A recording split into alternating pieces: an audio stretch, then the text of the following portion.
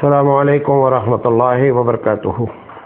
الحمد للہ رب العالمین والعاقبۃ للمتقین والصلاۃ والسلام علی رسولہ الکریم۔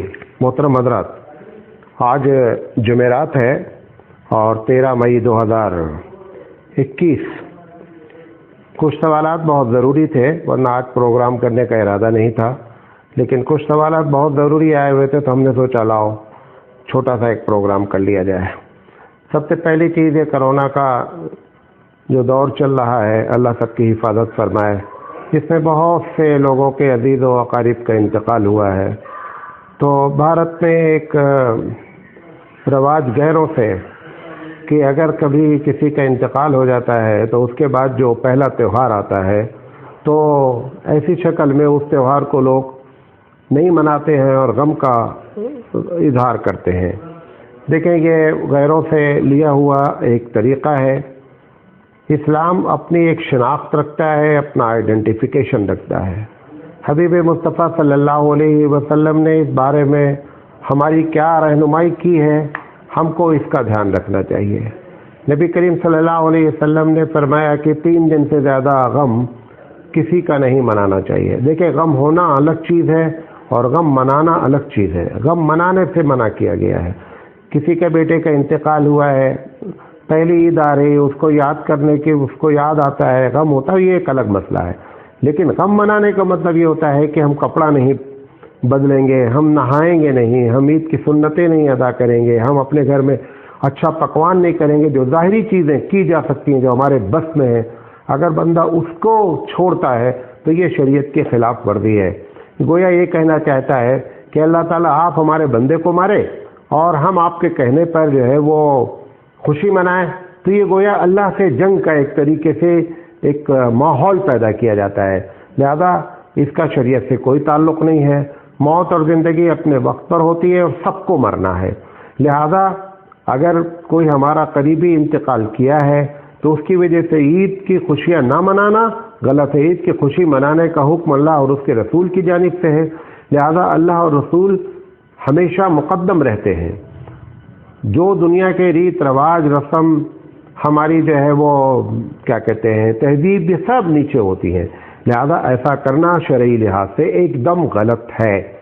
اور یہ پھر میں جملہ دوسرا کہنا چاہتا ہوں کہ غم ہو جانا ایک الگ چیز ہے اور غم منانا ایک الگ چیز ہے۔ لہذا غم منانے کی کوئی گنجائش نہیں۔ ہاں، سوائے اس کے کہ کسی کے شوہر کا انتقال ہوا ہے تو وہ 4 مہینہ 10 دن غم تک غم کی حالت میں رہ سکتی ہے ظاہری طور پر، اور اندر سے تو غم رہتا ہی رہتا ہے۔ لہذا یہ جو ہم نے طے کیا ہے کہ ہم عید نہیں منائیں گے، بچوں کو کپڑا نہیں پہنائیں گے، ایک دم غلط ہے۔ ایسا نہیں کرنا چاہیے، یہ کرنے سے گناہ ہوگا۔ پوچھا گیا ہے کہ چونکہ زیادہ تر لوگوں کو نماز مسجد یا عیدگاہ کے علاوہ پڑھنی ہے تو مختصر خطبہ کتنا ہو سکتا ہے؟ دیکھیں، خطبہ بنیادی طور پر 3 چیزوں کا نام ہوتا ہے: اللہ کی تعریف کرنا، نصیحت کی بات کرنا، اور حبیب مصطفیٰ اور صحابہ کرام پر درود بھیجنا، سلام بھیجنا، نبی کریم صلی اللہ علیہ وسلم پر سلام بھیجنا اور صحابہ کی جو ہے وہ تعریف کرنا۔ کچھ بھی نہ کرے آدمی، صرف اللہ کی تعریف کر دے اور اللہ کے رسول پر درود بھیجے تو بھی خطبہ ہو جائے گا۔ جو سمجھتے ہیں خطبہ کوئی، اسی لیے ہر آدمی کا اپنا اپنا آئیڈیا ہوتا ہے خطبے کے بارے میں۔ بہرحال اللہ کی تعریف ہو جائے، نبی کریم صلی اللہ علیہ وسلم درود ہو جائے، یہ 2 چیز بھی ہو جائے گی تو بھی خطبہ جو ہے مختصر ہو سکتا ہے۔ مثال کے طور پر پہلے خطبے میں ایک آدمی نے الحمدللہ رب العالمین پڑھا، سورہ فاتحہ پڑھ کر بیٹھ گیا۔ دوسرے خطبہ میں اٹھا والصلاۃ والسلام علی رسولہ الکریم کہہ کر کے اور پھر جو ہے وہ کوئی ایک نصیحت کی آیت پڑھ کر بیٹھ گیا، خطبہ ہو جائے گا۔ تو لہذا خطبہ کم سے کم نہ پوچھا جائے کہ کتنا بڑا ہو سکتا ہے، کتنا چھوٹا ہو سکتا ہے۔ پوچھا گیا ہے کہ عید اور جمعہ جیسا کہ کل ہو رہا ہے، بھارت کے اکثر و بیشتر حصے میں عید اور جمعہ جو ہے وہ ایک ساتھ ہوگا۔ تو کچھ ایک صاحب نے پوچھا ہے کہ سنا ہے کہ عید اور جمعہ ایک ساتھ اگر ہوتا ہے تو یہ اچھا نہیں مانا جاتا۔ دیکھیں، عید اور جمعہ ایک ساتھ لانے والی ذات کس کی ہے؟ پروردگار عالم کی ہے۔ تو اچھا نہ ہونے کا کیا معنی ہے؟ یہ عقیدہ رکھنا ایک دم غلط ہے۔ پوچھا گیا ہے مولانا صاحب، ایک ویڈیو وائرل ہو رہا ہے اور اس میں ایک مولوی صاحب تقریر کر رہے ہیں، کہہ رہے ہیں کہ عبد القادر جیلانی رحمۃ اللہ علیہ کے پاس ایک بڑا خوبصورت سا آدمی نظر آیا۔ انہوں نے ان سے پوچھا کون؟ تو انہوں نے کہا میں چاند ہوں، عید کا چاند ہوں، اور میں آپ سے اجازت لینے آیا ہوں کہ میں نکلوں یا نہیں نکلوں۔ یہ ہمارے جو بھارت میں جو ہماری گمراہی کی وجہ ہے، پبلک گمراہ نہیں کرتی، عوام گمراہ ہوتی ہے، لیکن گمراہ کرنے والے جو ہوتے ہیں نا، یہ صافہ پگڑی جو باندھ کر کے بڑی بڑی لوگوں کے سامنے اس قسم کی بیہودہ باتیں اور بے تکی باتیں، اچھا لوگ بھی جتنا بڑا جھوٹ بولتا ہے، وہ مقرر ایسے جو علماء سو جنہیں کہتے ہیں، جتنا بڑا جھوٹ بولتا ہے اتنا پبلک جو ہے سبحان اللہ بولتی ہے۔ جتنا ہم قرآن حدیث کی باتیں کرتے ہیں تو سامنے ایسے بیٹھے رہتے ہیں، لگتا ہے کہ سانپ سونگا ہوا ہے، ان کو کچھ سمجھ ہی نہیں آ رہا ہے۔ جب جھوٹ بولتے ہیں تو سبحان اللہ پوری باڈی لینگویج بتانے لگتی ہے کہ خوش ہو گئے ہیں۔ یہ عجیب و غریب ماحول ہے۔ 1150 سال پہلے جس دیش میں اسلام آیا، آج تک اس کے ایک بڑے طبقے کو جو ہے اسلام کی حقیقت سے آشنائی نہیں ہوئی۔ اس کی بنیادی وجہ یہی ہے کہ اس قسم کے جو علماء سو ہیں یہ دنیا کو برباد کر رہے ہیں۔ اللہ تعالیٰ ان کو ہدایت دے، اور عوام کو اللہ نے جو عقل دیا ہے، عوام اپنی عقل کا استعمال کرے کہ چاند اللہ تعالیٰ کی مخلوق میں سے ایک مخلوق ہے۔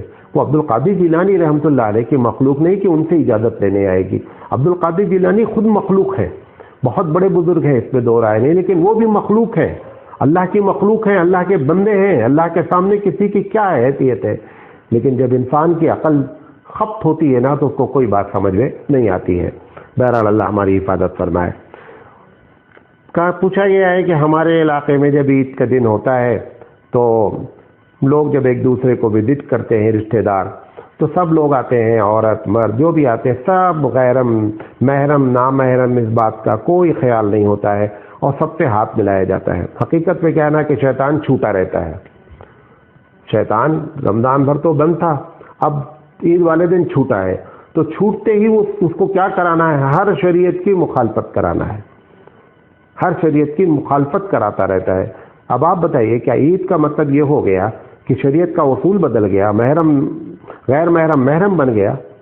لیکن ایسی حرکتیں ہم لوگ کرتے ہیں، چچا داد بہن، پھوپھی داد بہن، خالہ داد بہن اور تمام سے عورتوں سے، کیونکہ مصافحہ کرنے میں عیاشی بھی ہے نا، مزہ بھی آتا ہے، حظ نفس ہوتا ہے، شیطان خوش ہوتا ہے، اس لیے ایسی چیزیں ہمارے معاشرے میں ہیں۔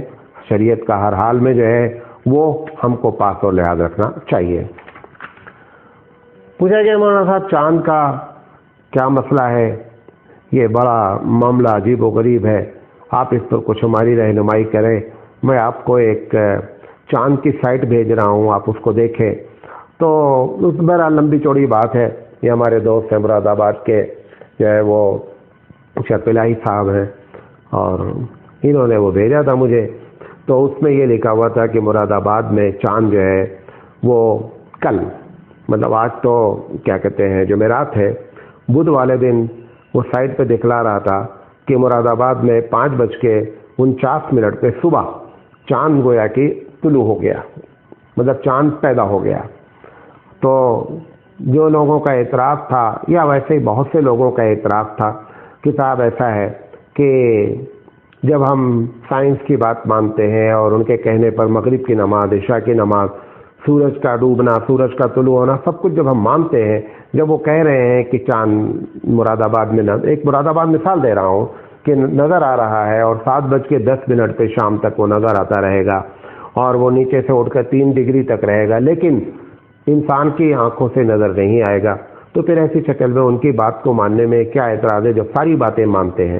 دیکھیں ایک بات بتائیں آپ کو، سائنس کی تحقیق اپنی جگہ، چاند کا پیدا ہونا الگ چیز ہوتی ہے اور چاند کا نظر آنا الگ چیز ہوتی ہے۔ لوگ اس کو بہت کنفیوز کرتے ہیں۔ چاند سائنس کی نگاہ میں چاند کبھی ڈوبتا ہی نہیں۔ چاند ایک چیز ہے، وہ ڈوبنے کی چیز نہیں ہے۔ جیسے سورج ہے، سورج ہماری آنکھوں سے اوجھل ہوتا ہے لیکن سورج تو موجود رہتا ہے۔ چاند ہماری آنکھوں سے اوجھل ہوتا ہے لیکن چاند موجود رہتا ہے۔ تو جو سائنس کہتی ہے کہ اس علاقے میں آج اتنی دیر تک چاند جو ہے وہ آنکھوں سے نظر آئے گا، لیکن چاند پیدا ہو چکا ہے۔ چاند کا پیدا ہونا معتبر نہیں ہوتا ہے۔ چاند کا پیدا ہونا اگر معتبر ہوتا تو انہوں نے، ہمارے دوست نے بہت اچھا جواب دیا، وہ میں نقل کرنا چاہتا ہوں۔ انہوں نے کہا کہ ٹھیک ہے، 5:49 पे सुबह तुमको ईद का चांद नज़र आ गया और तुमने 1 घंटा पहले सेहरी किया, तो 1 घंटा पहले जब सेहरी किया तो जब चांद नज़र आ गया तो रोज़ा ख़त्म हो गया। वो 28वां रोज़ा जो तुम्हारा शुरू हुआ था वो रोज़ा भी ख़त्म हो गया, क्योंकि साइंस ने बता दिया है कि मुरादाबाद में चांद नज़र जो है वो मतलब चांद पैदा हो गया है। तो सवाल ये है कि अगर उनकी बात मानेंगे तो आपका 28 तारीख का रोज़ा भी ख़त्म हो गया, 27वें रोज़ा टोटल मिला आपको। तो जब ये बात उन्होंने कही तो बात लोगों के समझ में आई और बहरहाल वो खामोश हुए। बहरहाल कहना ये चाहता हूँ कि पैदा होना अलग चीज़ है और नज़र आना अलग चीज़ है। हबीब मुस्तफ़ा सल्लल्लाहु अलैहि वसल्लम ने फरमाया सूमू लिरुयतिकुम, कि लोगों रोज़ा रखो चांद देख कर। चांद पैदा हो जाए, चांद होने से रोज़ा रखो ये नहीं कहा गया है, चांद नज़र आ जाए तो रोज़ा रखो। और फिर आपने दूसरी जगह ये भी फरमाया है कि अगर पतला साफ है और या ये कि चांद नज़र नहीं आ रहा है या बादल है मिसाल के तौर पर, तो आपने फरमाया कि फिर रोज़ा या जो भी महीना है उसको आप 30 मुकम्मल करें। नज़र नहीं आया, क्योंकि नज़र आना चाहिए, चांद आंखों से नज़र आना चाहिए, खासकर जब मतला साफ हो सबको नज़र आना चाहिए, एक आध आदमी को नज़र नहीं, सबको नज़र आना चाहिए चांद। अब इस बार तो चांद का जो मामला किया गया पड़ोसी मुल्क में और फिर उस पर कितना हंगामा हुआ और बाकायदा अब उस पर क्लिप आ रही है कि साहब प्लान के साथ ये धोखा दिया गया कि चांद था ही नहीं, और वो लंबी चौड़ी बातें हुई। बहरहाल जो है वो चांद का पैदा होना अलग चीज़ है और चांद का नज़र आना अलग चीज़ है। चांद जब नज़र आता है तो रोज़ा रखा जाता है, चांद जब नज़र आता है तो रोज़ा को ख़त्म किया जाता है। बहरहाल अगर पैदा होने को मानेंगे तो 27 रोज़ा भी मुकम्मल नहीं हो पाएगा, मुश्किल हो जाएगा 27 रोज़ा होना भी। वल्लाहु आलम बिस्सवाब। एक सवाल बार बार आया है आज कि औरतें ईद की नमाज कैसे पढ़ें। मेरी समझ में नहीं आता कि ये क्यों सोशल मीडिया ने ऐसा हंगामा कर रखा है। औरत पर ईद की नमाज तो हमारे नज़दीक तो वाजिब है, इमाम शाफी रहमतुल्लाह अलैह के नज़दीक तो सुन्नत है। फ़र्ज़ है जुमा की नमाज। जुमा की नमाज जब औरत पर नहीं है तो ईद की नमाज भी फ़र्ज़ नहीं है, जुमा की नमाज भी फ़र्ज़ नहीं है। लिहाजा ईद के दिन वो क्या करेगी, जैसे उसकी आम जिंदगी थी वैसे रहेगी, उसमें कोई फ़र्क ही नहीं पड़ता है। लिहाजा ये बार बार सवाल करना, ये औरतें क्या रकात पढ़ेंगी और कैसे पढ़ेंगी, क्या करेंगी, भाई औरत पर जो है वो ईद की नमाज फ़र्ज़ है ही नहीं। बात समझ लें, एक बात को वाजिब है ईद की नमाज मर्दों पर। अब मर्द लोग कैसे पढ़ेंगे वो एक अलग मसला है, लेकिन औरतें जो परेशान हैं, बाद औरतें अपने तौर पे 2 रकात 4 रकात ईद के नाम पे पढ़ती हैं, ये सब औरत किताब का मसला है। अब ये कुरान हदीस का मसला नहीं, औरतों की जो लिखी हुई किताब है पूरे भारत में उसका ये मसला है, उन्होंने बना रखा है, वरना घर में औरतों की कोई भी नमाज नहीं है। एक और वीडियो वायरल हो रहा है, एक मौलाना साहब है, अल्लाह ताला उनको भी जज़ाए खैर दे और सही बात की तबलीग करने की तौफीक अता फरमाए। इमाम गज़ाली के हवाले से एक वजीफ़ा नकल किया जा रहा है कि अगर ईद के दिन कोई आदमी सुबहान अल्लाह व बिहम्दिही इतनी मरतबा पढ़ेगा, मैं जानबूझकर नंबर नहीं बता रहा हूँ, इतनी मरतबा पढ़ेगा तो मालूम नहीं क्या क्या फ़ज़ाइल बयान किए गए हैं। मेरी बात समझ में नहीं आती कि इमाम गज़ाली रहमतुल्लाह अलैह नबी तो है नहीं, अगर वाकई में उसकी फजीलत है, देखिए किसी चीज़ की फजीलत और सवाब के लिए हदीस चाहिए, कुरान चाहिए। इमाम गज़ाली का कौल जो है ना वो कोई मोतबर नहीं बनेगा, या इमाम गज़ाली रहमतुल्लाह अलैह ने कहाँ से नकल किया है वो बता दो भाई। इमाम गज़ाली का नाम लेकर के लोगों को प्रेशर में डाल देना, नबी करीम सल्लल्लाहु अलैहि वसल्लम का नाम ही नहीं लेना, तो ये जो चीज़ें हैं ये चीज़ अब आवाम में जो है या तो गुमराही पैदा करती हैं या नबी से हट करके एक रास्ता पैदा करती हैं। भाई जो साहब ने उस तकरीर को अंग्रेज़ी में भी बोले हैं, उर्दू में भी बोले हैं और बड़ी फजीलत बयान की है, मेरा कहना यह है कि फजीलत के लिए कुरान और हदीस चाहिए, और जितना बड़ा झूठ होता है उतनी बड़ी फजीलतें बयान की जाती है। वैसे भी मैं आपको एक बात बता दूं, बुनियादी तौर पर 100% तो नहीं लेकिन 99% एक बात बता दूं, ये नंबर का जब चक्कर चलता है नमाज के बारे में, वज़ाइफ के बारे में, कि इतनी मरतबा ये पढ़ो, इतनी मरतबा ये पढ़ो, ये सब ईजाद बंदा होता है। ये बहुत 99% चांस होते हैं कि हदीस मौजूद ही नहीं होती है। एक आध वाक़या वो 33 मरतबा सुबहान अल्लाह या 10 मरतबा सुबहान अल्लाह, कुछ चीज़ें हैं जो नंबर के लिहाज से सही साबित है। या ये सलातुत तस्बीह भी कई हदीसें हैं, ज़ईफ़ हैं, बहरहाल कई हदीसें आ गई, लिहाजा हम लोग उस पर ज़्यादा कमेंट नहीं करते हैं, لیکن وہ بھی کسی بہت مستند حدیث سے ثابت وہ بھی نہیں ہے. تو یہ جو نمبر کا چکر آتا ہے نا، یہ نمبر کے چکر میں زیادہ تر بندوں کا اپنا تجربہ ہے، ایجاد ہے، اور اگر بطور علاج ہے تو کوئی مسئلہ نہیں ہے، لیکن بطور ثواب، بطور فضیلت اگر بیان کیا جا رہا ہے تو یقینی بات ہے کہ ہم کو قرآن اور حدیث کے تحت زندگی گزارنے کی عادت ڈالنی چاہیے، اور ہم کو اس کے تحت ہی چلنے میں ہماری نجات ہے. اللہ کے رسول صلی اللہ علیہ وسلم نے فرمایا کہ جب اختلافات ہوں گے تو نجات کہاں ہوگی؟ ما انا علیہ واصحابی، کہ جس پر میں عمل کرتا ہوں اور میرے صحابہ. تو صحابہ کی زندگی دیکھیں کہ صحابہ نے یہ کام کیا ہے یا نہیں کیا ہے. اللہ کے رسول نے سب سے پہلے اللہ کا حکم ہے، اللہ کا حکم اگر نظر نہیں آ رہا ہے تو رسول کا حکم ہے.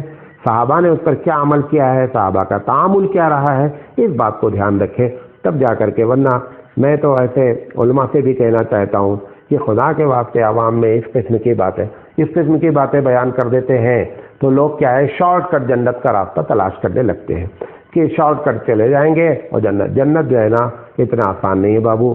یہ شہادت گہ الفت میں قدم رکھنا ہے. لوگ آسان سمجھتے ہیں مسلمان ہونا، یہ اتنا آسان نہیں ہے، لہذا اس کو دھیان میں رکھا جائے. ایک صاحبہ نے پوچھا ہے کہ بچوں کے کپڑوں پر جو ہے وہ عید یا غیر عید میں بچوں کو کپڑے جو پہنائے جاتے ہیں اس پر مختلف قسم کی جانوروں کی یا کسی انسانوں کی تصویر بنی رہتی ہے، اس کا کیا حکم ہے؟ دیکھیں، اگر ابھی سے بچوں کو اس قسم کے کپڑے پہنائے جائیں گے تو یہ آگے چل کر کے اور برباد ہوں گے. ابھی سے ان کی تربیت کریں، اسلامی تہذیب کے تحت زندگی گزارنے والا بچوں کو بنائیں. ابھی سے نہیں، ابھی چھوٹا ہے چل جاتا ہے، یہ فتویٰ جو ہے وہ بچوں کے لیے نہیں ہے بڑوں کے لیے. ٹھیک ہے، تھوڑی دیر کے لیے اگر میں مان بھی لوں، لیکن یہ آپ اپنے بچے کی تربیت غلط انداز میں کر رہی ہیں، اور جب بچہ بڑا ہوگا اب اس وقت آپ اس کو سدھارنا چاہیں گی تو کبھی زندگی میں نہیں سدھرے گا. اس بات کو بھی نوٹ کر لیں. ایسے کپڑے خریدتے وقت دھیان رکھنا چاہیے. ایک صاحب نے پوچھا ہے کہ مولانا دودھ کا صدقہ دینے کا کوئی الگ سے ثواب ہے یا کوئی بڑی فضیلت ہے؟ نبی کریم صلی اللہ علیہ وسلم نے دودھ کے جانور کو، مطلب آپ کے پاس دودھ کا جانور ہے، کوئی آدمی کے ہاں دودھ کی ضرورت ہے تو دودھ کا جانور اس کو ہدیہ کر دے کہ وہ تاکہ دودھ استعمال کر لے. اس کی فضیلت تو حدیث میں ہے، لیکن ڈائریکٹ دودھ لے کر کے دودھ کو صدقہ دینا اور دودھ کی فضیلت میرے علم میں ایسی کوئی حدیث نہیں ہے. واللہ عالم بالصواب. پوچھا گیا ہے کہ ایک شخص کا انتقال ہوا ہے، اس کی ایک بیٹی ہے اور 2 بھائی ہیں، تو وراثت کیسے تقسیم ہوگی؟ دیکھیں، اگر ایک بیٹی ہے تو پوری پراپرٹی کا 50% ایک بیٹی کو جائے گا. جو 50% بچا، فیصد کہہ رہا ہوں، روپیہ نہیں کہہ رہا ہوں، 50% جو بچا اس کے 2 بھائی ہیں، لہذا 25% دونوں بھائی تقسیم کر لیں گے. 50% لڑکی کو مل جائے گا اور 25% دونوں بھائیوں کو مل جائے گا. پوچھا گیا ہے کہ مولانا صاحب روزے کی حالت میں اگر بیوی سے صحبت ہو گئی ہے تو کفارہ کیا ہے؟ دیکھیں، بار بار اس مسئلے کو بیان کیا جاتا رہتا ہے. سب سے افضل کفارہ تو یہ ہے کہ 60 روزہ رکھا جائے. تو 60، یہ تو ایک روزہ میں حالت ہوا ہے، اگر 60 روزہ مزید رکھا جائے گا وہ بھی لگاتار تو کیا حالت ہوگی؟ بہرحال 60 روزہ اس کا افضل کفارہ ہے کہ آدمی ایک مرتبہ صحیح رکھ لے تو دوبارہ بھی زندگی میں رمضان کی حالت میں ایسی حرکت نہیں کرے گا. دوسرا حل یہ ہے کہ 60 مسکینوں کو جو ہے وہ کھانا کھلایا جائے، یہ اس کا کفارہ ہے. پوچھا گیا ہے کیا زکوٰۃ میں کپڑے دے سکتے ہیں؟ زکوٰۃ کی رقم سے کوئی سامان خرید کر کے کسی بھی مستحق آدمی کو زکوٰۃ وہ کپڑے کا مالک بنا دیا جائے تو زکوٰۃ ادا ہو جائے گی. پوچھا گیا ہے کہ کیا کھانا پکا کر کے یا کھانا غریبوں کو، مطلب 10-20 لوگوں کو بٹھا کر کے اور زکوٰۃ کی رقم سے کھانا پکوا کر کھلایا جا سکتا ہے؟ اس کو ایسا کرنا چاہیے کہ اگر آپ نے جیسے مثال کے طور پر زکوٰۃ کے پیسے سے بریانی بنوائی تو ایک آدمی جو اس میں صاحب نصاب نہیں ہے، جو کھانے والے ہیں، ان کو مالک بنا دیں، اور ان کو مالک بنانے کے بعد بولے بھائی ایسا ہے کہ کھلاؤ تم، اور یہ تم پوری دیکھ تمہاری ہے، جیسے چاہے ویسے کھلاؤ.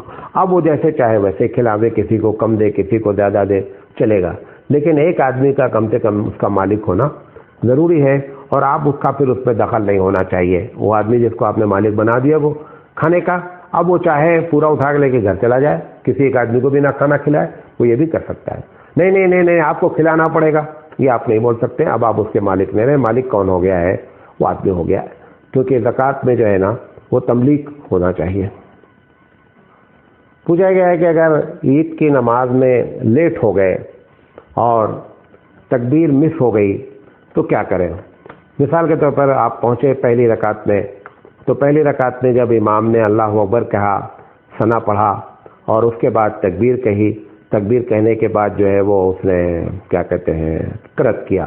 اب آپ جب پہنچے تو قرأت میں پہنچے، تو بہتر یہ ہے، طریقہ یہ ہے کہ آپ جب شامل ہو تو سب سے پہلے اپنی جو تکبیر چھوٹی ہوئی ہے، پہلی تکبیر تو تکبیر تحریمہ ہے، وہ اس کے علاوہ تین تکبیر اور کہنی ہے، تو 3 تکبیر اور کہہ لیں اور اس کے بعد امام کے ساتھ شامل ہو جائیں۔ گویا کہ امام قرأت کر رہا ہوگا، آپ اللہ اکبر کہہ کے 3 مرتبہ آپ نے ہاتھ کو اٹھا کر کے اللہ اکبر کہہ کے ہاتھ چھوڑ کر کے اور پھر جو ہے وہ ہاتھ کو باندھ لیں، تو اس طریقے سے کیا ہے کہ آپ گویا کی نماز میں شامل ہو سکتے ہیں۔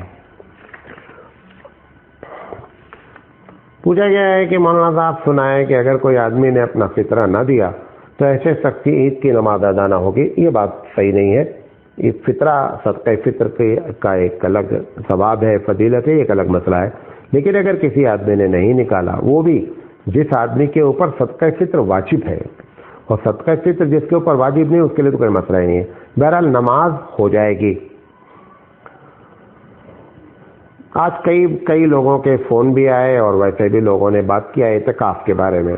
ایک صاحب نے فون کیا کہ مولانا صاحب ہمارے یہاں جب اعتکاف ہوتا ہے تو چندہ کیا جاتا ہے پورے 10 دن، اور چندہ کرنے کے بعد پھر جتنے لوگ معتکف ہیں ان سب کو جب وہ اعتکاف جیسے آج ختم ہوا مغرب کے وقت میں، تو اس وقت سب لوگوں کو جو ہے وہ گفٹ دیا جاتا ہے اور اس کے لیے پہلے سے چندہ کیا جاتا ہے۔ اصل میں کیا ہے کہ ہر عبادت کو جب لوگ رسم بنا لیتے ہیں، کسی بھی عبادت کو رسم بنا لیا جائے تو اس کے اثرات کیا ہوتے ہیں، ختم ہو جاتے ہیں۔ اب ایک آدمی کو اگر معلوم ہو جائے کہ ہمارے علاقے میں اعتکاف کرنے والے کو پیسہ ملتا ہے تو یقینی بات ہے کہ پھر اعتکاف کرنے والوں کی ہوڑ لگ جائے گی، کیونکہ پیسے کے لیے بیٹھ رہے ہیں، اعتکاف کرنا مقصد تھوڑا ہے۔ یہی وجہ ہے کہ اعتکاف کریں گے بھی اور ان کے زندگی میں اس کے کوئی اثرات بھی مرتب نہیں ہوں گے۔ کہ ایسی بہت سی چیزیں ہو گئی ہیں ہماری زندگیوں میں، تراویح ہم پڑھتے ہیں، امام صاحب پہلے سے طے کر لیتے ہیں پیسہ، لہٰذا تراویح کے بھی اثرات نہیں ہوتے ہیں۔ تقریر ہم کرنے جاتے ہیں، پہلے سے طے کر لیتے ہیں اتنا پیسہ لے گے، لہٰذا ہماری تقریروں میں بھی کوئی اثر نہیں ہے۔ تو اب یہ سب چیزیں اکنامکلی ہو گئی ہیں، ایک کیا کہتے ہیں کامرشل جسے کہتے ہیں آپ انگریزی میں، کہ کامرشل ہو گئی ہیں۔ اعتکاف بھی کامرشل ہو گیا۔ ہم بہت بڑے مولانا ہیں، ایک شہر سے دوسرے شہر جاتے ہیں، وہاں اعتکاف کرتے ہیں اور ہمارے ساتھ 10-20 لوگ اعتکاف کرنے آتے ہیں۔ چھوڑ دے یار، زیادہ ڈسٹرب کر رہے ہو تم لوگ۔ تو ایک مولانا صاحب جو ہے وہ دوسرے شہر سے آتے ہیں اور پھر وہاں پہ لوگ اکٹھا ہو کر کے جو ہے وہ اعتکاف کرتے ہیں۔ یہ دوسری جگہ جا کر کے اعتکاف کرنا یہ بھی کوئی سنت طریقہ نہیں ہے۔ اجتماعی شکل میں جو اعتکاف آتا ہے، مجھے اس کے بارے میں بھی کوئی حدیث نہیں معلوم ہے۔ تو یہ سب کیا ہو گیا ہے، کامرشل چیزیں بنتی جا رہی ہیں۔ اب جب اعتکاف والے کو پہلے سے معلوم ہے کہ اگر اعتکاف میں بیٹھیں گے تو پیسہ ملے گا، تو یقینی بات ہے کہ بیٹھنے والے کی نیت جو ہے، اگر بیچارہ مخلص آدمی بھی بیٹھنا چاہے تو اندر سے بیچ میں کہ اس کے دل میں یہ بات آ سکتی ہے کہ بھائی چلو یار پیسہ بھی ملے گا۔ لہذا یہ سب چیزیں اللہ اور اس کے رسول کے طریقے سے جب ہٹ کر کے ہوتی ہیں تو ایسی خرابیاں پیدا ہوتی ہیں۔ ایک دوسرے صاحب نے اعتکاف کے بارے میں کہا کہ ہمارے یہاں جب اعتکاف ختم ہوتا ہے تو اس کو مالا پہناتے ہیں۔